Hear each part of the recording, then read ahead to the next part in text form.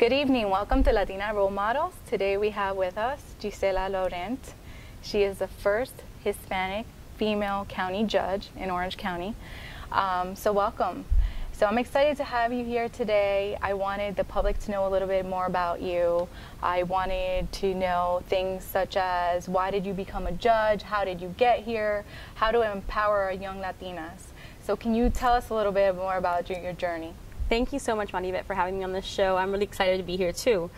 You know, my journey is a long journey. I don't know. I've always known I wanted to be a judge, and I think it's because I always wanted to be a community leader, and I always saw the judge as an important part of the community. So it's been an amazing, amazing journey. When I sought out to start becoming a judge in 2015, I wanted to run for 2016 election, which would have had me start in 2017. You know, it took a village. I had to, get my family to commit to the investment of time, because I was going to be away from the house for a long time, and my daughters had to understand. So it was a family decision about when I was going to start campaigning. And then, it was an investment of money, because it takes a lot of resources to run an effective campaign.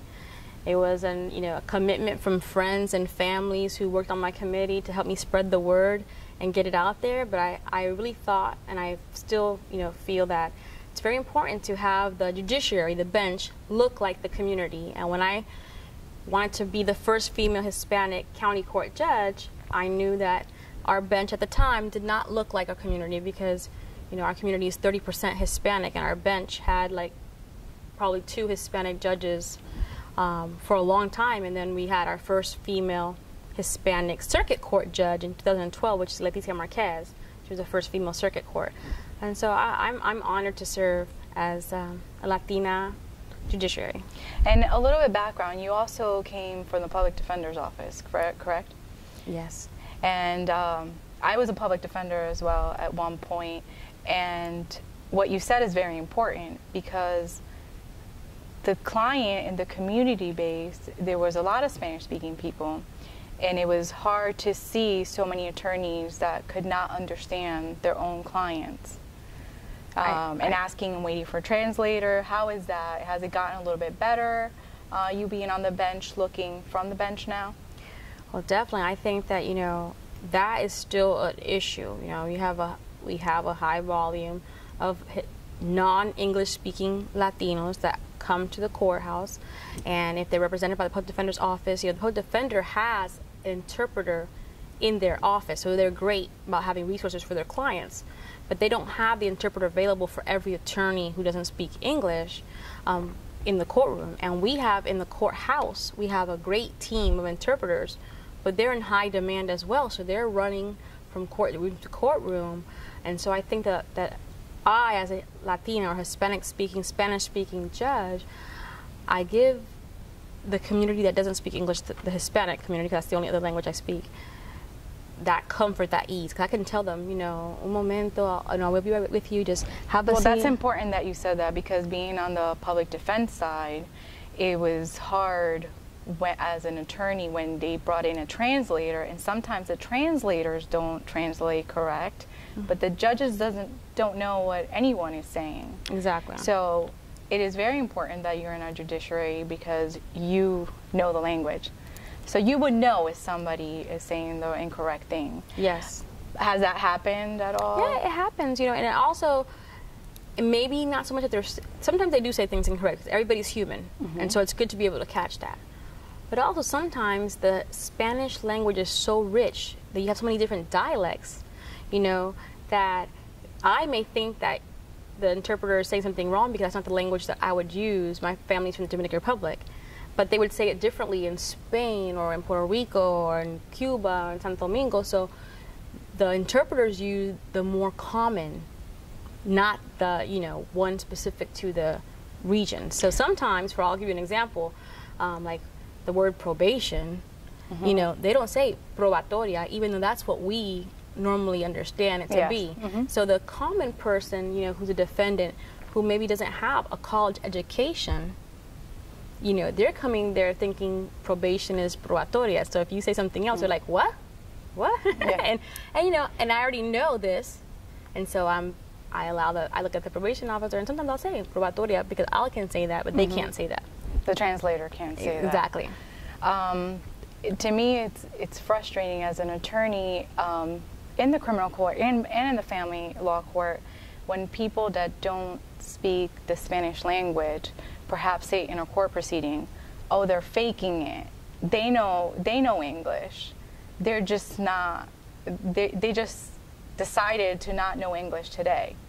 But as a Spanish-speaking person, I understand that sometimes you get nervous. It's hard enough when you speak the language. Exactly. So that's what I'm saying. It's amazing that you're on the bench because you can catch these things, which would help justice, I would think. And I think that's an important perception that you picked up on, because the reality is that this is an important proceeding. You don't get to do a retake or redo, anything like that. So having an interpreter is if they know a little bit of Spanish, you know.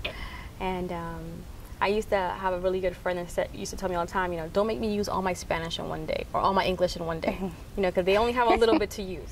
And if they only know a little bit, you want to have an interpreter there, you know. And I see it all the time, you know. We'll have the interpreter, and I can see that the interpreter translator will be frustrated because I'll ask the question in English because I have to speak in English because I have to preserve the record, and they will answer the question before the interpretation comes in, and there's that happens to me as well as an attorney.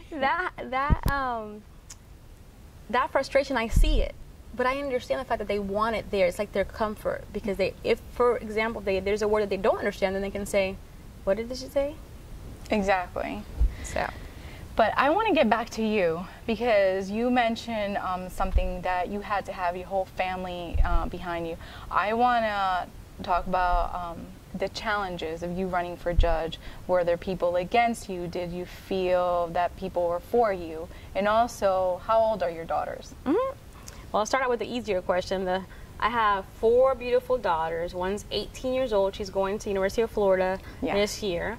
Very, very proud. And I have a 17-year-old. She's currently a junior, finishing her junior year, and so she'll be a senior next year.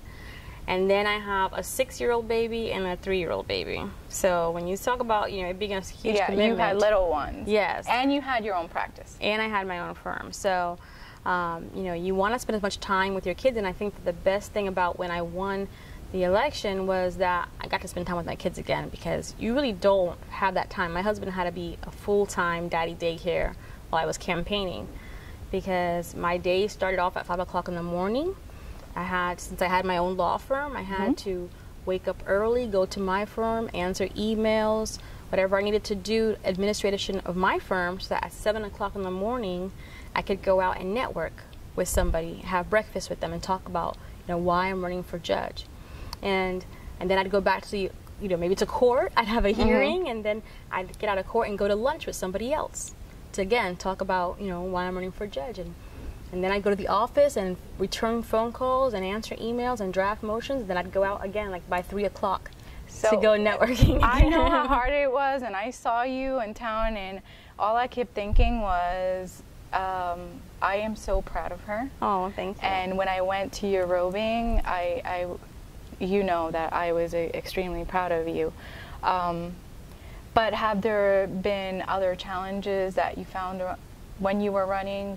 Did some people try to discourage you because you were a woman or you were Latina or anything like that? No, I think the community was so supportive.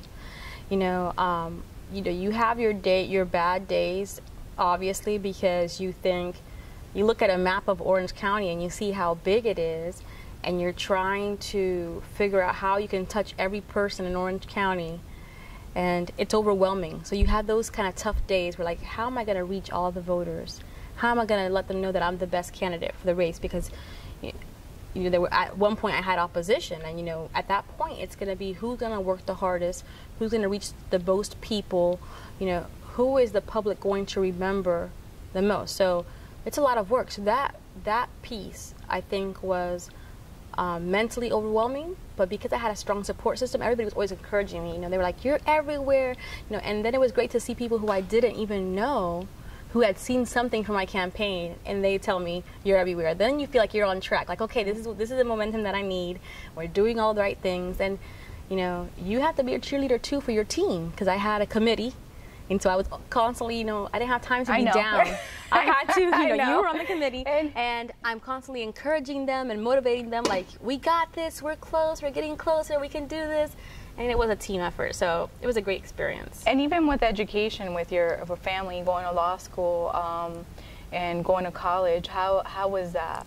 Did other members in your family go to college or law school? Oh, no. You know, I was one of the first to go to college in my family and go away to college, definitely. You know, I was the first, and but I love that. I love setting an example, and after that, I've seen more of my cousins, you know, go away to college, and I think that it's a great experience. But definitely, I think that my mom always told me I had to be a good example for my daughters, for my sisters, and I took that to heart. And, you know, I want to be a good example for everyone. I want people to know, you know, especially female Hispanics, from wherever you come from, even if your parents didn't go to school, because my parents didn't have a high school diploma. You know, no matter what circumstance you're in, you know, you could go as far as you want to go. You know, you just have to have the motivation, the drive to get through there. But there's going to be support. You're going to make friends, and you have to work hard to get what you want. What is your daughter planning to go to school for? Oh, yeah. She's going to be great. Gianna is accepted at UF for biomedical engineering.